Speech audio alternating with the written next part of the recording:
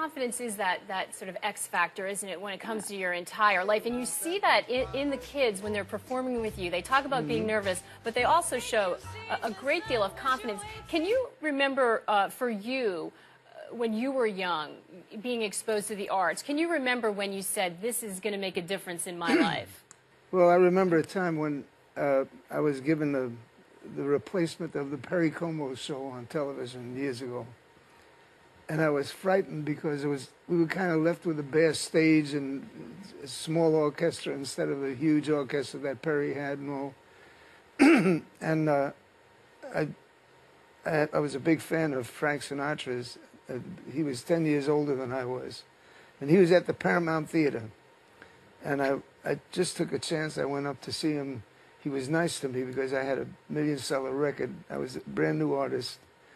And he said, what's it all about, kid? And I said, well, I'm very nervous. I don't know how to handle this.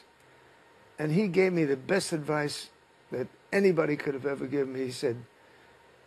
He said, don't worry about that. He said, if you're nervous, the public will sense that, and they will support you even more. And he made me become friends with the audience rather than become frightened of them.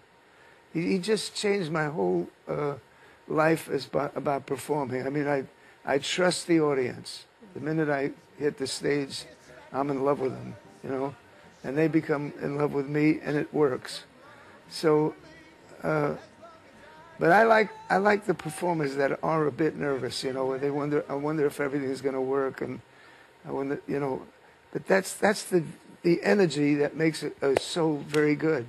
And Tony, what's it like for you when you're in the schools visiting the children? Because what they perceive as art is very different than maybe what you had or even I had when I was in school. They're making art on computers. They're into all different types of things. Mm-hmm.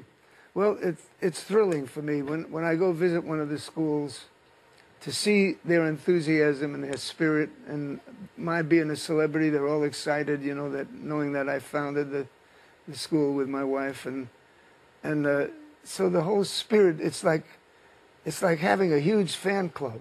You know, I didn't plan that. We were just trying to have creative children, and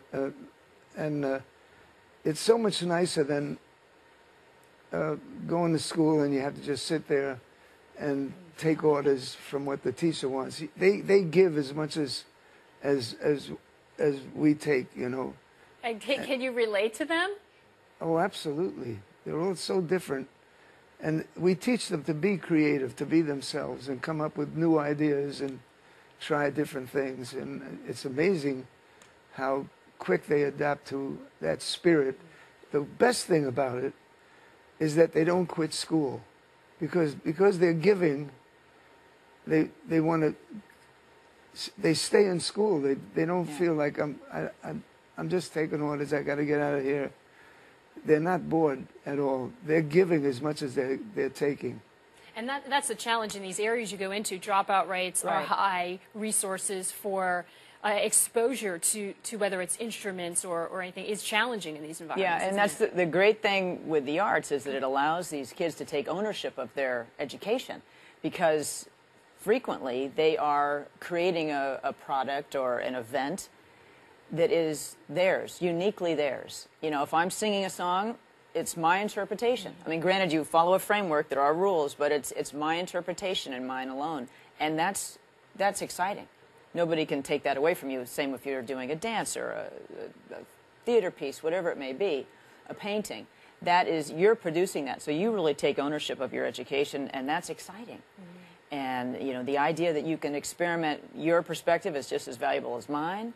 And so, it, you know, increases tolerance, collaboration, and it's a wonderful thing to see kids and the staff in the building want to come to school and to work every day. That's the thing, because it's the way not it should be. Kids, it's also the staff that has to be engaged. It's thrilling. Tony, you have a reputation for really sort of crossing generations and working so frequently with artists who are younger than you. I understand you're collaborating with Lady Gaga as well. Right. And she's very avant-garde, according to some people. What was that like? What has that been like? She's great. We did an album together. It's coming out next year, late next year.